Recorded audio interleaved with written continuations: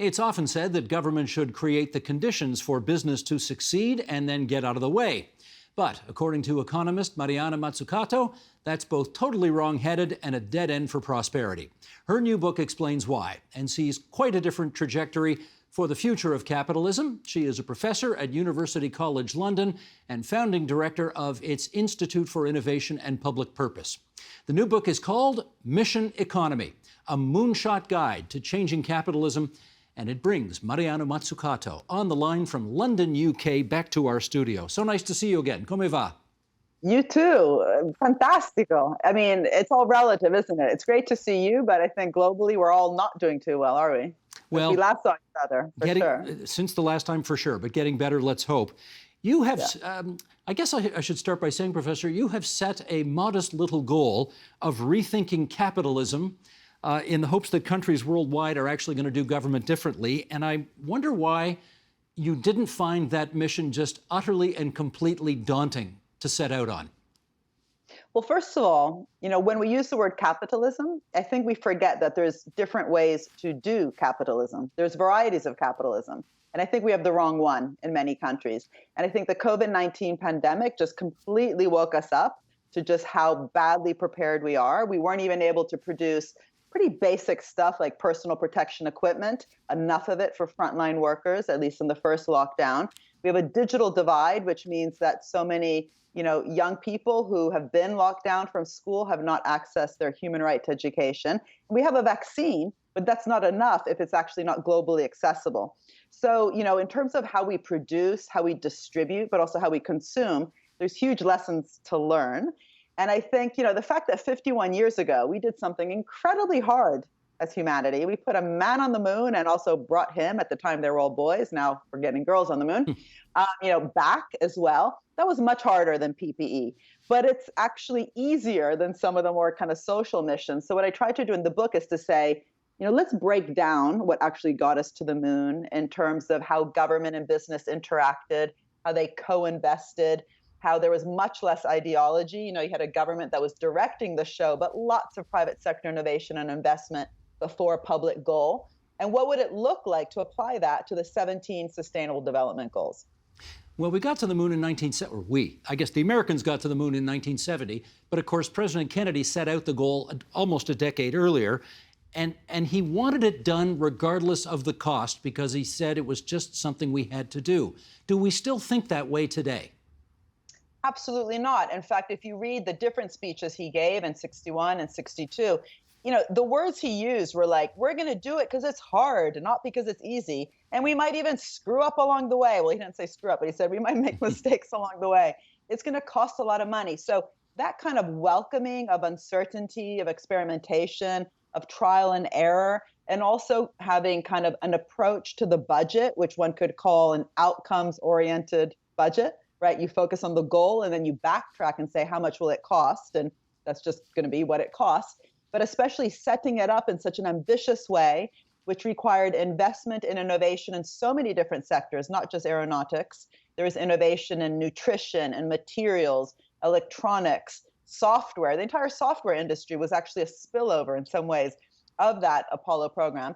But also, there was failure along the way. So the Apollo 1 tragedy, and those 3 astronauts who died, what was so interesting, well, it's tragic, but still quite interesting, that one of the astronauts, Gus Grissom, before dying on that day, said, how are we going to get to the moon when we can't even communicate between 3 buildings? Because he couldn't hear what was being said to him on the, on the lunar module from the mission control room. And, basically all these kind of government silos and these different kind of parts of government today, which we know don't work together. He was reflecting on that, on how badly NASA within a square kilometer was communicating between its buildings. And that caused a massive shakeup within NASA to actually, think about its own internal structure in order to be what I call mission oriented.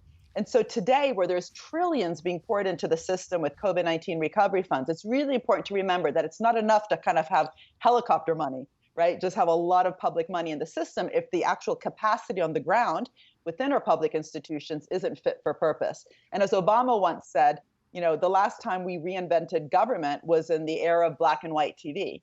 So instead of just thinking government's part of the problem, or at best it's part of the solution, right? These kind of dichotomous ways of thinking about government, what does it actually mean to have an ambitious government that works hand in hand with the private sector, of course, but to fulfill serious public goals? What does it mean for organizational capacity? What does it mean for actually organizing a partnership that's truly symbiotic and not what I would call parasitic, which is what we often have in the health innovation space, where you have, billions of public funds going in, and then somehow the drugs that are produced, or at least co-produced with public money, aren't accessible to citizens, whether it's because they're overpriced or if the intellectual property rights often get abused. So, a lot of these kind of intricate questions are the ones I think we should be asking on the back of COVID-19, but also, of course, the climate crisis, which is the other massive, crisis that is on top of this current health pandemic. I am going to follow up on those questions, but I don't want to leave NASA just yet, because there's a story in your book. It's 1962. JFK is touring NASA, and he meets a janitor. And he asked the janitor, "What's your job here?" And he said, "Well, Mr. President, I'm helping get a man on the moon." What's the significance of that story? Well, we should be careful because on the one hand, the significance of that story is that it was a really inspirational mission. I mean, you'll remember also all those pictures of, humans all over the globe looking up, right, at the sky during, the moon landing. On the other hand, there was real tensions on Earth at the time. You'll remember there was, the whole civil rights movement. And people within the civil rights movement arguing, why are we spending billions in space when we have hunger, poverty, and racism on Earth? So it wasn't, exactly a linear process, but it surely was a period where we had much more leadership. In some ways, there was also more debate, less also of an ideological debate than we have today. But one of the points I make is that even those who believe in government, forget the kind of Reaganite, Thatcherite kind of view of government, just get out of the way. Even those who believe in it continue, some of the progressive economists too, to talk about it as just, fixing market failures. And what was interesting at the time of Apollo is that it was a real example of what I've been speaking about for some time, even on your show, which is we need governments that co-create and co-shape markets to fulfill goals and actually achieve an economy that's more inclusive and sustainable. And if you're just always patching things up, first of all, it's not inspirational. It doesn't get the janitor to say, "Oh yeah, I'm doing that too," right? Whereas the moon mission was so inspirational that did speak to many people, notwithstanding the, tensions as well. But it's also about what are the tools that are needed on Earth in order to galvanize and catalyze as many different actors across different industries, but also different public-private areas. What are the modern day missions? Whether it's getting plastic out of the ocean, if we think of a big global mission, whether it's a carbon neutral kind of city agenda, but then just coming back to your question, what does it mean to bring citizens who live in cities, as an example, to the table? So the missions themselves are not handed down top down by the equivalent of a local Kennedy, but are actually truly co-created. And I think if you think back to the whole Black Lives Matter movement, the Fridays for the Future movement, these kids who've been striking on Fridays following Greta Thunberg's lead, but also the Me Too movement, there's something about remembering that social movements have in the history of capitalism often made our world better. We wouldn't have the weekend. We wouldn't have the 8-hour workday without trade unions. We wouldn't have, votes for women and for Black people without the civil rights movement and the feminist movement. So what does it mean for missions to be co-created also alongside movements that are fighting for real change? I think that's another big question that the book at least tries to set out. Well, if I can put it this way, you have been beating the drum for many years to look at governments and bureaucrats not just as market fixers and meddlers and so on, but as co-creators and partners in the economy. How would you say that mission of yours is going so far? Well, I think, again, since we last spoke, and we've spoken at least twice before, it's definitely picked up, especially in a moment like this where government is back. Just think of the Biden Build Back Better agenda. It's close to $4 trillion. Just after some years, we were told there was no money, right? Money is always created when we want to go to war. And it's also created on the back of crises, but that's too late. You can't wait for something like a COVID-19 crisis to produce the tragedy it has to decide that we need to invest in the economy. So how do we, learn that this can't just be in war moments or big project moments like an Apollo program or a crisis moment, but a more continual way to remember that we have lots of different problems and we need to focus on those problems and work backwards on what does it mean for the budget? What does it mean for all the tools, the grants, the loans, the procurement policies, for example, to galvanize that bottom-up experimentation. But I think one of the areas where we always kind of push against, again, a wall is when all of a sudden someone will say, like we're hearing already, oh, okay, fine. It was fine to do it during the crisis, but now we need to tighten our belts again.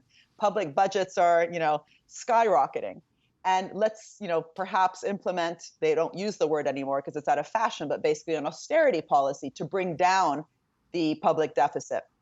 And I'm really hoping that this time around it doesn't happen. We know that doesn't work. Even the IMF and the World Bank that were behind, the kind of Washington consensus ideology have admitted it doesn't work. Italy, where I'm from and you're kind of from, has had a low deficit actually for 20 years, but a very high debt to GDP. And people sometimes forget the two things aren't the same thing. If you're not actually having strategic, mission-oriented, innovative public investment, and the same thing on the private sector, if we don't have reinvestment of profits and just have a lot of value extraction, say, through share buybacks, then you don't actually have that kind of long-run driver of GDP growth. We don't increase productivity. We don't also steer that economy in ways that we think are, strategic. And so you can have a high debt to GDP because that denominator is not growing, even though your deficit is relatively low. And that is the case in most of the European southern peripheral countries, Portugal, Italy, Greece, and Spain. They have relatively low deficits, but very high debt to GDP. So hopefully this time around, we won't then, on the back of this crisis, say, okay, job done, start cutting your deficit again. Because that's what made this crisis much worse than it had to be, on the back of cutting, for example, investments in our health systems. Well, let me give another example that you do talk about in the book, and that is we go back to the Obama administration, and there were people who were looking for the administration to become a much greater partner in, for example, the new electricity sources of the future. And there was this company called Solyndra, which the Obama administration loaned hundreds of millions of dollars to in order to get it off the ground. And of course, it didn't work.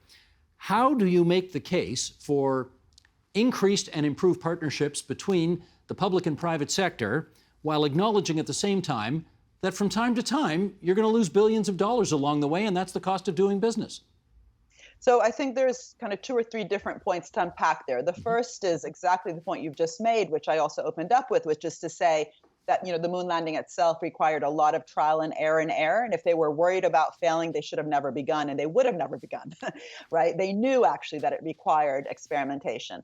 And we no longer think that way. As soon as a public servant or a politician makes a big mistake, it's bang in the front page of the newspaper. Here in the UK, it would be the Daily Mail, right? And then arguing that, oh, that's another example of rubbish government. Just stop, get government out of the way, or at best, fix that market failure and then get out of the way. But the other point is, once you do fail, because that is normal, you wouldn't know how to ride a bike if you didn't fall off sometimes, are you actually investing in learning from that failure? So learning by doing assumes you're trying to learn. And instead, what we've seen in so many different governments is the outsourcing of their own capacity to the McKinseys, the PricewaterhouseCoopers, the Deloittes. So that over-consultification of the public brain to consulting companies or the private sector caused what recently a Tory lord in the UK government, Lord Agnew, called the infantilization of the public sector. But third, if you are going to, again, think in this portfolio kind of mindset way that I've, again, been advocating for some time, to be an investor first resort, not a lender last resort, you don't want to put all your eggs in one basket. It's not about just doing offshore wind or just investing in a company like Solyndra. You require a portfolio approach. And what is interesting with the Obama example you just gave is they did actually have a portfolio approach. The same amount of money that went to Solyndra, or just about the same, went to Tesla. And we all think Tesla was a huge private sector kind of, genius Elon Musk success. But without that early guaranteed loan for $465 million by the Department of Energy, the Tesla kind of experimenting car would not have taken off. And yet what happened then was that Solyndra failed. Tesla was a success. The taxpayer was asked to bail out Solyndra and not get any of the direct shares, if you want, from the Tesla success. And what I, again, argued back then was that makes no sense. And in fact, Obama did something which really made no sense. So the DOE at the time said to Tesla, to Elon Musk, if you don't pay back the loan, we get 3 million shares in your company. So that's not what you want to do. You don't want 3 million shares in a crappy company that doesn't pay back the loan. The loan was paid off, and had they, based on that, received the 3 million shares, the price per share went from 9 to 90 between 2009 and 2013. That difference, multiplied by the 3 million shares they wanted, would have more than paid back the Solyndra loss and the next round of investment. But that requires you, as a public servant, as a minister, whatever, to see yourself as a public venture capitalist and to make sure that citizens aren't just socializing the risks and then we privatize the rewards, but we actually find a way to socialize both. And that means, we can do that in all sorts of different ways. We can do it through equity stakes, something that, by the way, even the FT, Financial Times, is saying that we should have today with all these bailout programs. It could be based on conditionality to make sure that when you do receive those kinds of public loans, you make sure that the profits are reinvested back in the economy and not just used for share buybacks, or also conditions on the intellectual property rights, which again are often really abused in the public side of that contract, because a patent is a 20-year monopoly, basically profit contract between the state and business, that we actually structure those patents to make sure that what the state gets back is kind of a fair share of the deal instead of a rent-seeking kind of scam as it often is. It is interesting what we either do or don't have money for these days. And I guess I note a few years ago, before the pandemic hit, the budget deficit of the government of Canada was about $35 billion a year. And then it went to $350 billion with COVID. And nobody batted an eyelid. Like, there was nobody saying we shouldn't do that. There's a chart in your book I want to bring up right now. And I'm going to just go into this in some detail for those listening on podcast and who can't say it. We're looking at the cost comparison of major U.S. government expenditures, and we're just going to go down the list here. The F-22 Raptor program, not very much.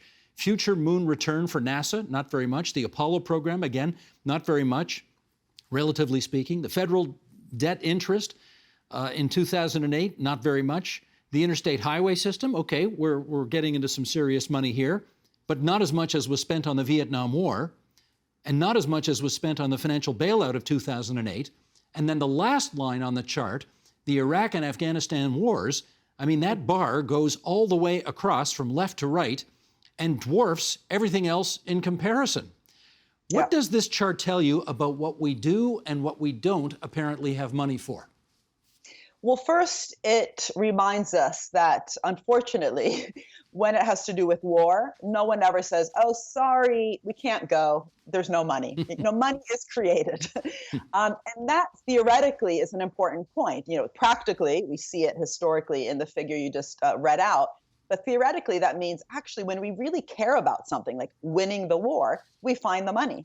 So the lesson is, does that mean we actually don't care about all these other things that we haven't found the money? For example, really strengthening our welfare states, whether it's public transport, public education, one of the great levelers when it works well, public health. Had this globally, if you think about it on public health, had this crisis begun in Africa, where many African countries have really weak health systems, we would all globally be worse off.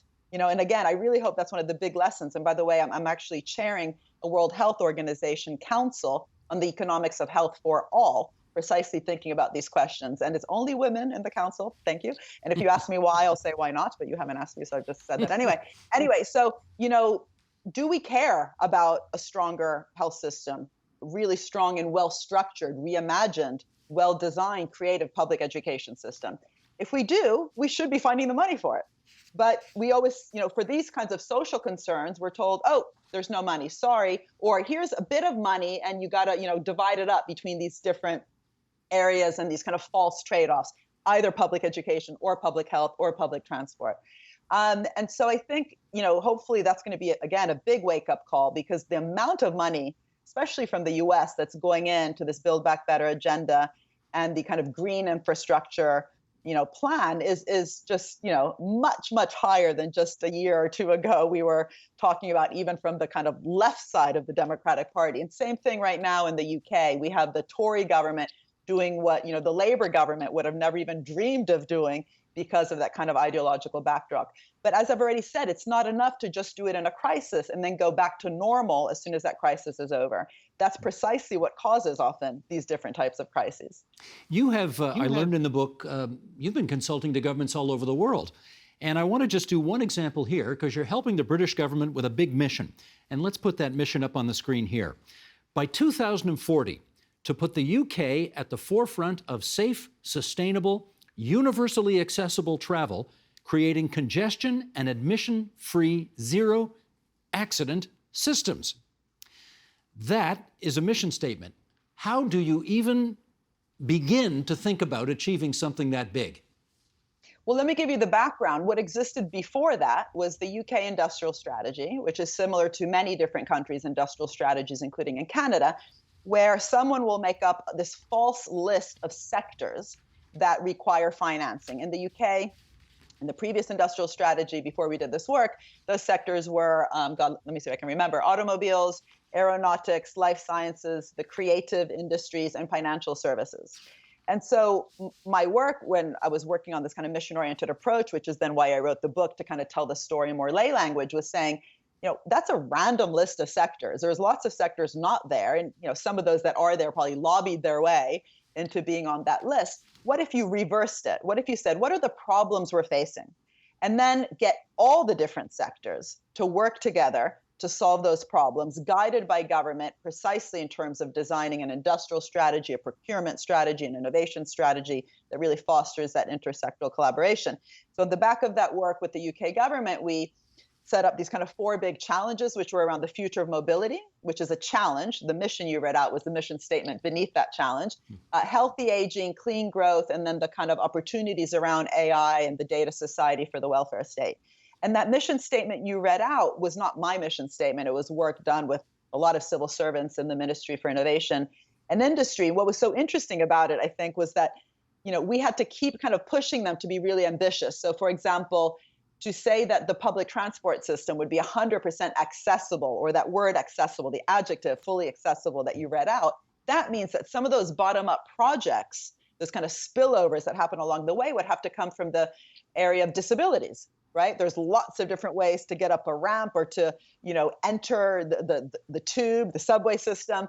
And often, these it's not even just public transport, all sorts of transport systems are not actually accessible. So if you say 100% accessible, 100% congestion free, 100%, whatever it is, that's a very clear target. Also, if you put in a certain number of years, right? So in 5 years, we will have 100 carbon neutral cities across Europe. That was one of the mission statements I worked on with the European Commission. Or getting 90% of the plastic out of our oceans globally. That would be something that you'd need a global organization like the United Nations, for example, to help try to foster. It'd be very hard for any one country to get the plastic out, given that the water moves.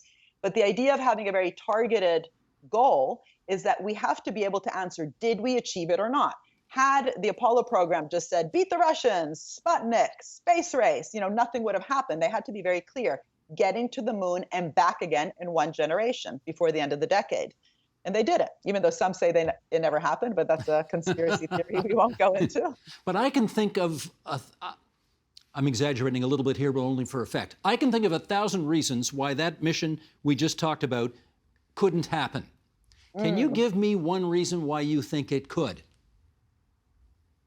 Well, let me, sorry, I know you're supposed to question me, but why do you think it couldn't happen? Think of all the different things that do happen. I mean, even the COVID vaccine that happened in such a short amount of time, just because there was an urgency for it. Under normal circumstances, it could have taken 5-10 years, right? So coming back to the question of how much urgency, how much interest do we even have in creating a congestion-free and fully accessible, say, transport system? Where there's a will, there's a way. The problem is that most government policies end up just being handouts, guarantees, subsidies. In Italian, piove sussidi. I keep bringing out a bit of Italian because you and I usually do a bit of that fish called Wanda moment in our interviews. But it rains down subsidies, and the problem in Italy is not the lack of a public sector; it's just a very kind of inertial public sector that just gives out money, even through the Italian public bank. It's just been giving out a lot of money for industries to stay in place. Whereas in Germany, just to come to a very concrete example, what's recently happened is they did have very strong conditionalities through their public bank when the steel sector, right, asked for a loan, as steel does ask for help all over the world because steel as a sector is having trouble, instead of just giving it money to bail it out because it's having troubles, that would be the old style industrial strategy.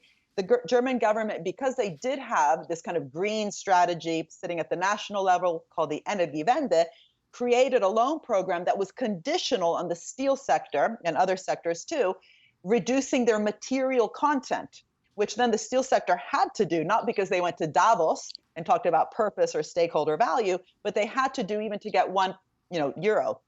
And they did it through repurpose, reuse, and recycle technologies across their whole value chain.